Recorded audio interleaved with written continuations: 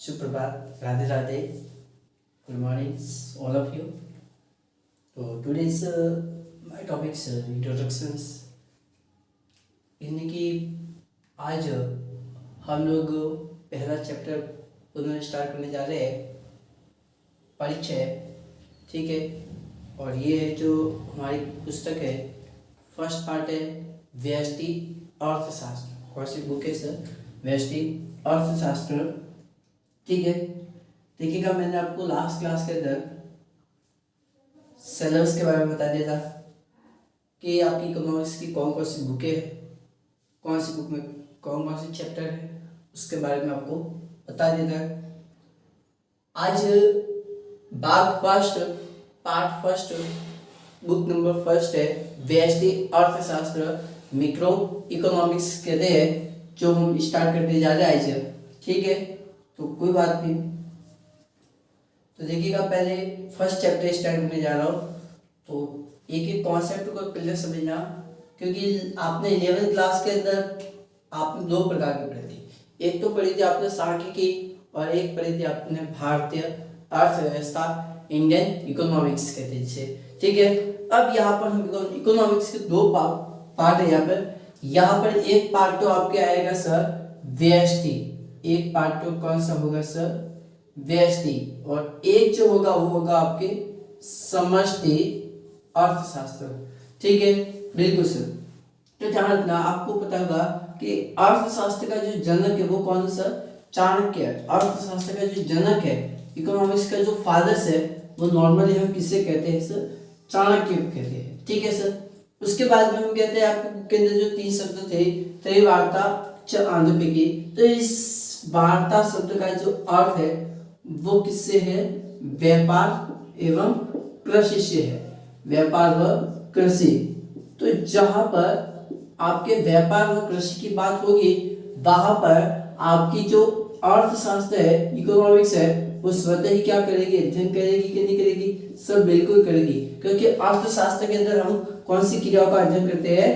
आर्थिक क्रियाओं का अध्ययन करते हैं। कौन सी क्रियाओं का अध्ययन करते हैं सर? आर्थिक क्रियाओं का, ठीक है। बिल्कुल सर। अब यहाँ पर मैं आपको कह रहा हूँ कि अर्थशास्त्र है, उस अर्थशास्त्र के दो क्वेश्चंस कर, एक तो यानी कि दो शाखा होती है, एक तो होती है व्यष्टि और एक होती है समष्टि। व्यष्टि के अंदर केवल एक ही इकाई का अध्ययन किया है, सूक्ष्म इकाई को, छोटी छोटी इकाइयों का।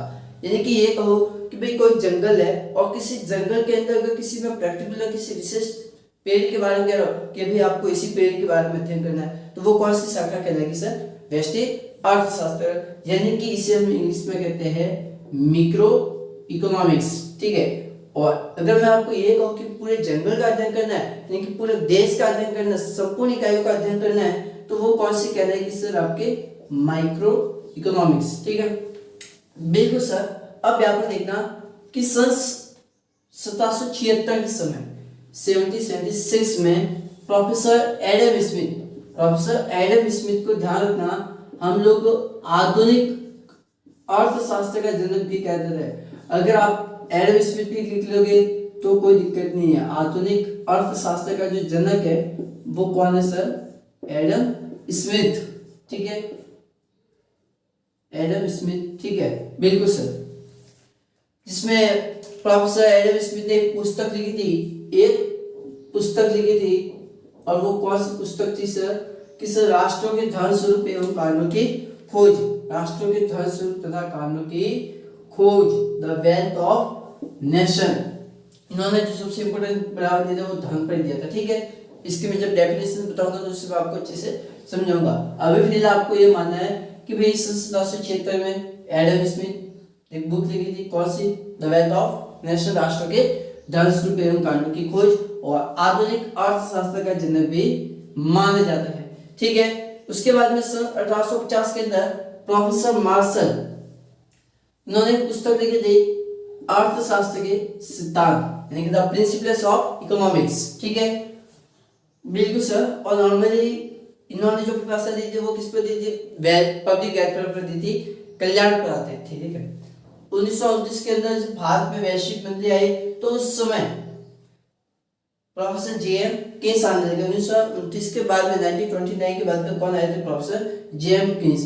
और यहाँ से आपका समष्टि अर्थशास्त्र का दौर प्रारंभ हो चुका था। यहीं से आपका समष्टि अर्थशास्त्र का दौर प्रारंभ हो चुका था। और उस समय प्रोफेसर जो जेएम किन्स थे, इन्होंने एक पुस्तक लिखी थी कि रोजगार, ब्याज एवं मृदा का सामान्य सिद्धांत। रोजगार, ब्याज एवं मृदा का सामान्य सिद्धांत, ये जो पुस्तक है ये लिखी थी किसने? प्रोफेसर किन्स ने लिखी थी 1936 में। ठीक है, तो ये तो मैंने आपको कुछ बेसिक सा बता दिया आपको कि भाई इसमें नॉर्मली इकोनॉमिक्स की जो अर्थशास्त्र है उसमें परिभाषा बताएंगे, उसके बारे में डिस्कस करेंगे अगली वीडियो के अंदर। अब इसके बाद में आपको मैं बता देता हूँ कि भाई 1947 से पहले कौन कौन से अर्थशास्त्री थे और 1947 के बाद के अर्थशास्त्री कौन है उसके बारे में ध्यान रखिएगा।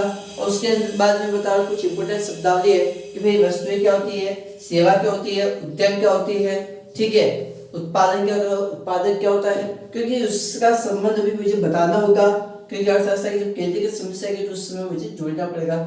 तो इसीलिए आज मैं सबसे पहले इंपोर्टेंट जो शब्दावली है उस शब्दावली को मैं बताना चाहूंगा। और उसके बाद में अगली वीडियो के अंदर आपको जो परिभाषा डेफिनेशंस है उस डेफिनेशंस के बारे में हम पढ़ेंगे। ठीक है, तो एक बार अगर नोट करना तो कर सकते हैं। ध्यान रखना, मैं वापस कह रहा हूँ, अगर आपको ये कहे कि अर्थशास्त्र के जनक कौन है? चाणक्य। ठीक है, और आपकी बुक के अंदर 23 शब्द थे कि त्रय वार्ता अंतवेगी, जिसमें वार्ता शब्द का अर्थ किससे है? व्यापार और कृषि से। तो जहां पर व्यापार और कृषि की बात होगी वहां पर इकोनॉमिक्स क्या करेगी?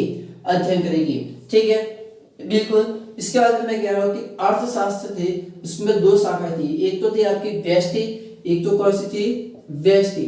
व्यष्टि के अंदर सूक्ष्म इकाइयों का अध्ययन किया जाता है। ठीक है, जबकि अगर आप ये कहें कि समष्टि अर्थशास्त्र के अंदर, तो समष्टि अर्थशास्त्र में एक संपूर्ण इकाइयों का अध्ययन किया जाता है। संपूर्ण इकाइयों का अध्ययन किया जाता है। एक बार इसको नोट करना। उसके बाद मैं आपको बता देता हूँ कि जो 1927 से पहले का अर्थशास्त्र 1927। चलिए, उसके बाद में हम देख रहे हैं कि 1947 से पहले के अर्थशास्त्री कौन कौन है उसके बारे में समझना। बिल्कुल सर, तो ध्यान रखना, जब भारत आजाद होना था तो उस समय भी हमारे अर्थव्यवस्था के अंदर कई ऐसे अर्थशास्त्री है जिन्होंने बहुत बड़ी महत्वपूर्ण भूमिका भी निभाई है अर्थव्यवस्था को किस तरीके से पटरी पर लाना। ठीक है, क्योंकि मैंने आपको 11th क्लास के अंदर पढ़ाया कि ब्रिटिश सरकार ने किस प्रकार से भारत के लोगों को गुलाम बनाए रखा था। ठीक है, यानी कि उस समय ब्रिटिश की सरकार चल रही थी। ठीक है, तो 1927 से पहले यानी कि 200 वर्ष पहले मैंने आपको जब पढ़ाया था तो उस समय आपको बताया था कि किस प्रकार ब्रिटिश सरकार आ रही थी और भारत के अंदर आयात निर्यात प्रतिबंध लगाए रखी थी।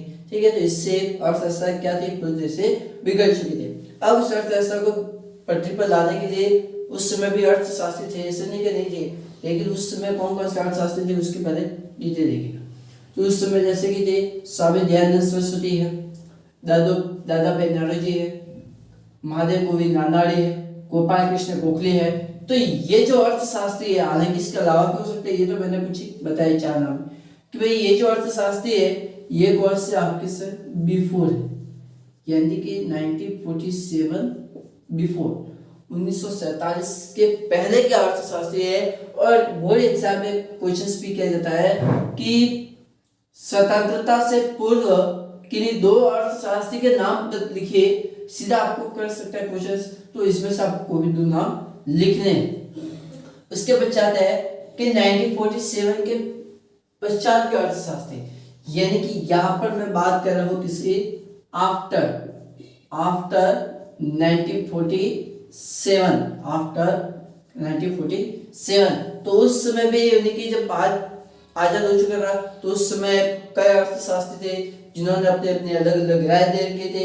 और स्वतंत्रता के पश्चात के जो पहले प्रधानमंत्री थे वो कौन थे? पंडित जवाहरलाल नेहरू।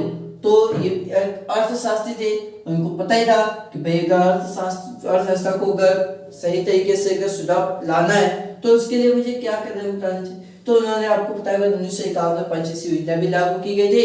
ठीक है, कोई प्रकार की दुनिया भर की योजनाएं भी लागू कर दीजिए, ठीक है, और कई प्रकार के कानून भी बना दीजिए, लॉ भी लागू कर दीजिए।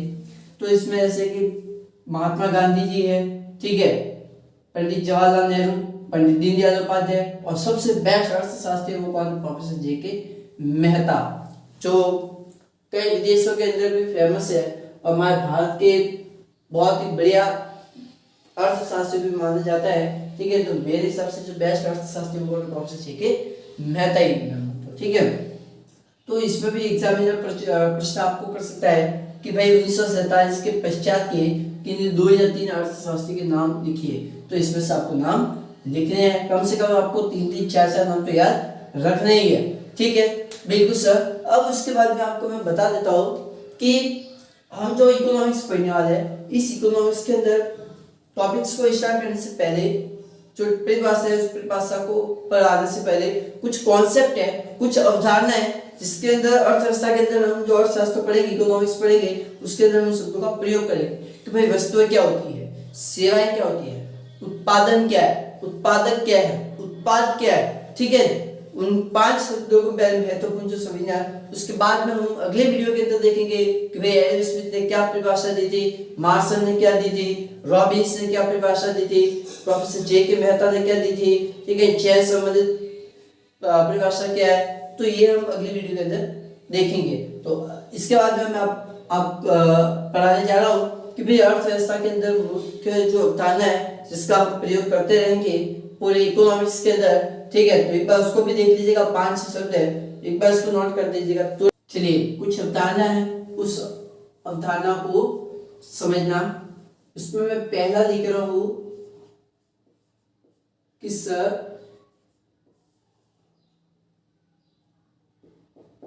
उत्पादन, ठीक है। उत्पादन क्या होता है, यानी कि यहां पर इंग्लिश में हम इसे क्या कहते हैं सर, प्रोडक्शन।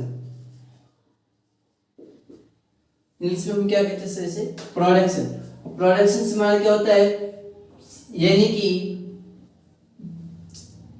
जो वस्तुएं, मान लीजिएगा यहां पर मैं कह रहा हूं कि वस्तुओं एवं सेवाओं का निर्माण अभी प्रक्रिया में, यानी कि यहाँ पर जो शब्द है वो किसमें है, प्रोसेस में। और प्रोसेस में कौन सा शब्द आएगा, निर्माण का, ठीक है। यानी कि यहाँ पर मैं कह रहा हूं कि भाई समोसे अभी तेल में, समोसे अभी तेल में है, इसका मतलब वस्तु का निर्माण अभी हो रहा है, अभी वस्तुएं पूरी तरह से तैयार नहीं हो रही है, वस्तु का निर्माण अभी चल रहा है, अभी वस्तुएं तैयार होकर बाहर नहीं आई, ठीक है। तो उसे हम क्या कहते हैं, उत्पादन, यानी कि प्रोडक्शन, ठीक है। उसके बाद में हम चलते हैं सेकंड जो, वो है उत्पादक, यानी कि प्रोड्यूसर। अब देखना है कि सब प्रोड्यूसर क्या, अभी मैं आपको एक एक क्लियर डेफिनेशन सभी आपको समझाऊंगा, ठीक है। अब उत्पादक होता क्या है, जो व्यक्ति वस्तुओं का निर्माण करता है, यानी कि मान लीजिएगा ये बंदा अगर समोसे तैयार कर रहा है, ये बंदा समोसे तैयार कर रहा है, तो समोसे को तैयार करने वाला व्यक्ति ही क्या कहलाता है, उत्पादक, यानी कि वस्तुएं सेवाओं का निर्माण करने वाला व्यक्ति क्या कहलाता है, उत्पादक, ठीक है।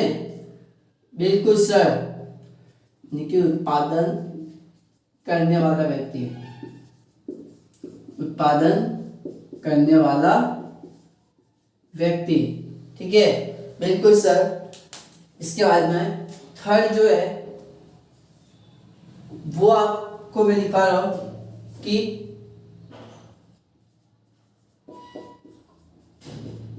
उपभोक्ता, यानी कि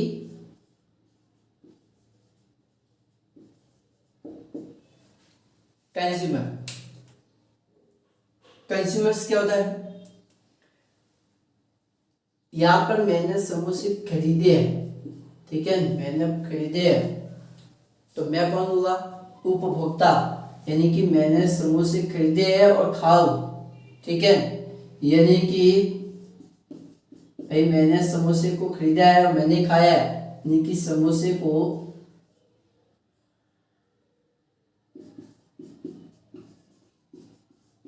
खरीदने व खाने वाला व्यक्ति, खाने वाला व्यक्ति, ठीक है। या फिर ये कह सकते हैं कि वस्तुओं का प्रयोग करने वाला, वस्तुओं का उपभोग करने वाला, वस्तुओं का उपभोग व प्रयोग करने वाला व्यक्ति, ठीक है। क्या होता है? उपभोक्ता, ठीक है। उसके बाद में बता देता हूँ वस्तुएं, कि सर वस्तुएं क्या होती है, ठीक है। तो भाई वस्तुएं जिसको आप देख सकते हैं, जिसको आप मुद्रा में माप सकते हैं, ये जो मार्कर है, ये मार्कर्स आपके क्या है, ये एक वस्तु है, ठीक है। इसको आप लिख सकते हैं, इसको आप माप सकते हैं, इसका आप मुद्रा में मेजरमेंट कर सकते हैं, आप उसको ट्रांसफर कर सकते हैं, आप उसको परचेसिंग और सेलिंग भी कर सकते हैं। तो ये क्या आपके वस्तुएं, ठीक है। उसके बाद में आपके आता है सेवाएं। इस सेवाएं क्या होती है? सेवाएं मतलब आप बीमार हुए, आप डॉक्टर के पास में गए, आपने इलाज करवाया, ट्रीटमेंट करवाया, डॉक्टर ने जो ट्रीटमेंट किया आप उसको देख तो नहीं सकते, लेकिन आप उसको महसूस कर सकते हैं, आप उसको छू नहीं सकते, ठीक है। आप उसको छू नहीं सकते और आप उसको ट्रांसफर नहीं कर सकते, ठीक है। अब मैं आपको इसको क्लियर करके यहाँ से समझा रहा हूँ, ठीक है। चलिए रजिस्टर कर, चलिए कुछ कॉन्सेप्ट है उसको भी देखिएगा, जिसके अंदर इन सब जो शब्द लिखे हुए हैं कि उपभोक्ता, उपभोग, उत्पादन, उत्पादन, वस्तुएं, उत्पादक, सेवाएं, इन शब्दों का हम अर्थशास्त्र के अंदर प्रयोग करने वाले हैं। यानी कि इस सब के ऊपर चैप्टर है, फिर इसके ऊपर भी चैप्टर रहेगा, इसके ऊपर भी चैप्टर है, तो इसका मीनिंग समझना कि होता क्या है। हालांकि 11th क्लास में मैंने बताया था, लेकिन वापस देख लीजिएगा कि भाई पहला जो मैंने लिखा है वो है उपभोक्ता। उपभोक्ता का मतलब होता है किससे? क्रेता से। उपभोक्ता का मतलब किससे है सर? क्रेता से, यानी कि बायर कह सकते हैं हम इंग्लिश में, इसे क्या कहते हैं? बायर, यानी कि कस्टमर। इंग्लिश में हम क्या कहेंगे? उपभोक्ता को कस्टमर। अब उपभोक्ता होता है क्या है? यहां पर मैंने लिखा है कि उपभोक्ता, उपभोक्ता वह व्यक्ति है जो मानवीय आवश्यकताओं की संतुष्टि के लिए वस्तु एवं सेवाओं का उपभोग करता है, ठीक है।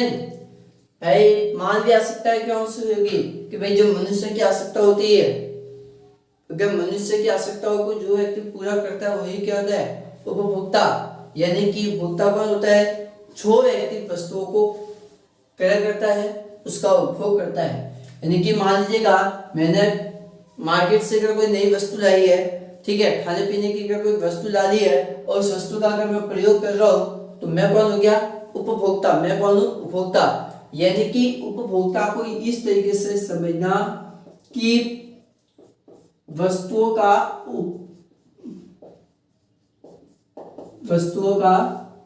प्रयोग करने वाला, वस्तुओं का प्रयोग करने वाला कौन होता है? उपभोक्ता। कौन होता है? उपभोक्ता, यानी कि कस्टमर।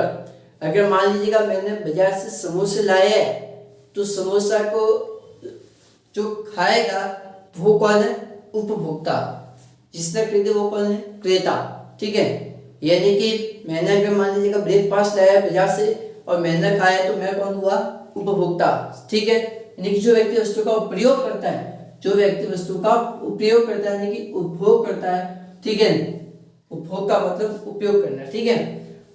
यहाँ पर मैंने लिख लिया उपभोग। अब देख लिएगा उपभोग को भी यहाँ पर मैंने समझा दिया है कि उपभोग होता है क्या है। यानी कि इंग्लिश में हम कहेंगे कंज्यूमर, ठीक है। इंग्लिश में हम क्या कहेंगे? कंज्यूमर, ठीक है। तो भाई कंज्यूमर का मीनिंग समझना कि भाई मानवीय आवश्यकताओं की संतुष्टि के लिए, मानवीय आवश्यकताओं की संतुष्टि के लिए वस्तु व सेवाओं का उपयोग करना ही क्या कहलाता है सर? उपभोग। क्या कहलाता है सर? उपभोग। समझ में आया? यानी कि भाई मैंने ब्रेकफास्ट को अगर खाया है, नाश्ता खाया है, समोसे खाए हैं, तो जो मैंने खाए है इसका मतलब मैंने क्या किया, वस्तु का प्रयोग। तो जो वस्तुओं का प्रयोग करना, वस्तुओं का प्रयोग करना, वस्तुओं का प्रयोग करना ही क्या कहलाता है, उपभोग। समझ में आया? ठीक है, यानी कि कोई भी वस्तु ले, वस्तु का यूटिलाइज करना, उपयोग करना, वही क्या कहलाता है, उपभोग। ठीक है, उसके बाद में मैंने लिखा है उत्पादक, यानी कि इंग्लिश में हम क्या कहते हैं, जैसे प्रोड्यूसर। इंग्लिश में हम क्या कहते हैं, जैसे प्रोड्यूसर। और प्रोड्यूसर क्या होता है कि सर, प्रोड्यूसर यानी कि उत्पादक वह व्यक्ति होता है जो वस्तु एवं सेवा का उत्पादन करता है, जो वस्तु एवं सेवाओं का क्या करता है सर, उत्पादन करता है। यानी कि मैंने अगर कोई वस्तु और सेवा का अगर निर्माण किया है, मैन्युफैक्चरिंग किया है, तो मैं कौन हूँ, प्रोड्यूसर, यानी कि उत्पादक। यानी कि मान लीजिएगा मैंने अगर नाश्ता बनाया है, नाश्ता बनाने वाला मैं हूँ, तो मैं कौन हूँ, उत्पादक। मैं कौन हूँ, उत्पादक। यानी कि जो व्यक्ति वस्तु एवं सेवाओं का निर्माण करता है, जो व्यक्ति वस्तु एवं सेवाओं का निर्माण करता है, उसी को हम क्या कहते हैं सर, उत्पादक। उसी को हम क्या कहते हैं, उत्पादक। ठीक है सर, जो भी मैंने वापस बताया थे, ठीक है, उसको मैंने लिखित में समझा दिया। उत्पादन यानी कि इंग्लिश में हम क्या कहते हैं सर, प्रोडक्शन। इंग्लिश में हम क्या कहते हैं सर, इसे प्रोडक्शन।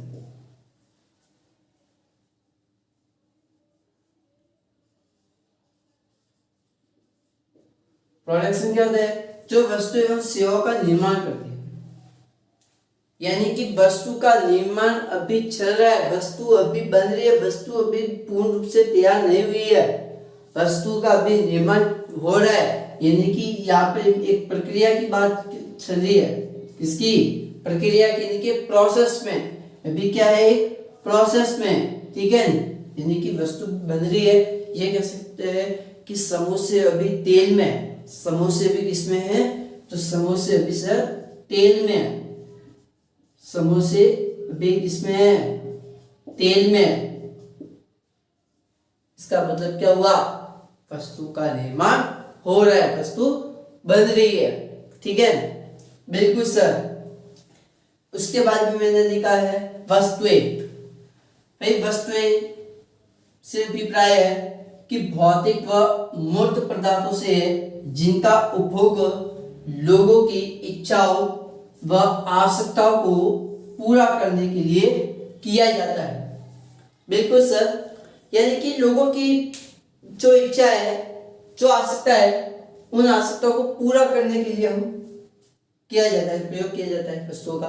ठीक है, यानी कि यहाँ पर वस्तुएं होती क्या है, तो सर वस्तुओं को हम माप सकते हैं, वस्तुओं को हम माप सकते हैं कि नहीं माप सकते, माप सकते हैं। यानी कि इसका हम मुद्रा के अंदर मेजरमेंट भी कर सकते हैं। ठीक है, यहाँ पर वस्तुओं को बेचा भी जा सकता है, वस्तुओं को खरीदा भी जा सकता है। ठीक है, तो जहाँ पर वस्तुओं को बेचा जाता है यानी कि खरीदा जाता है, जिसका मुद्रा के अंदर मापन भी होता है, जिसकी मात्राओं का भी मापन होता है, जिसका हस्तांतरण भी होता है। ठीक है, तो उसी को हम क्या कहते हैं सर, वस्तुएं। ठीक है, उसके बाद में एक और आता है सेवाएं, तो उसको भी एक बार देख लीजिएगा। उसके बाद में आज का लेक्चर क्या करता हूँ, चलिए लास्ट ऑफ द और देख लीजिएगा। लास्ट शब्द और है, वो है सर्विस, यानी कि सेवाएं।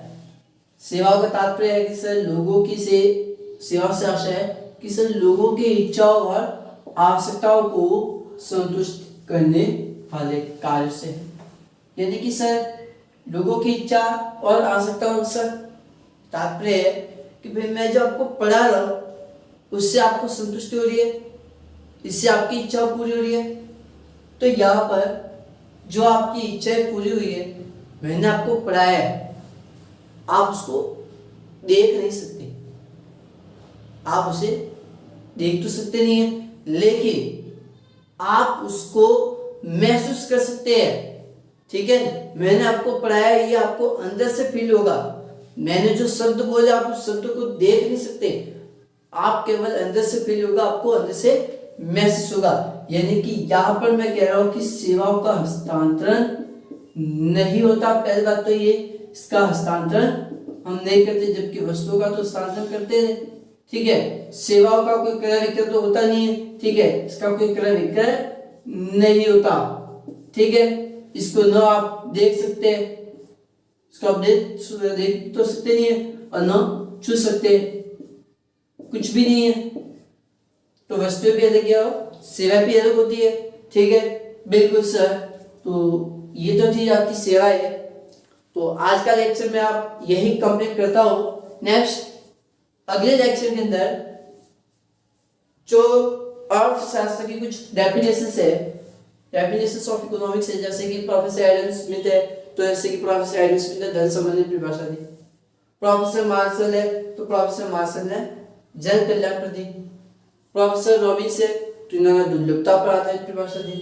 Professor JK. मेहता है, ठीक है, जिन्होंने भी परिभाषा दी थी, ठीक है। इसी प्रकार कई ऐसे अर्थशास्त्री जिन्होंने अलग अलग स्तर पर परिभाषा भी दी है, तो उसका भी हम डिस्कस करेंगे। अगले लेक्चर के अंदर हम केवल परिभाषाओं पर ही बातचीत करेंगे, ठीक है। तो आज का लेक्चर होता है कंप्लीट। नेक्स्ट अगले लेक्चर के अंदर हम आपको मिलते हैं लेक्चर नंबर 2 में।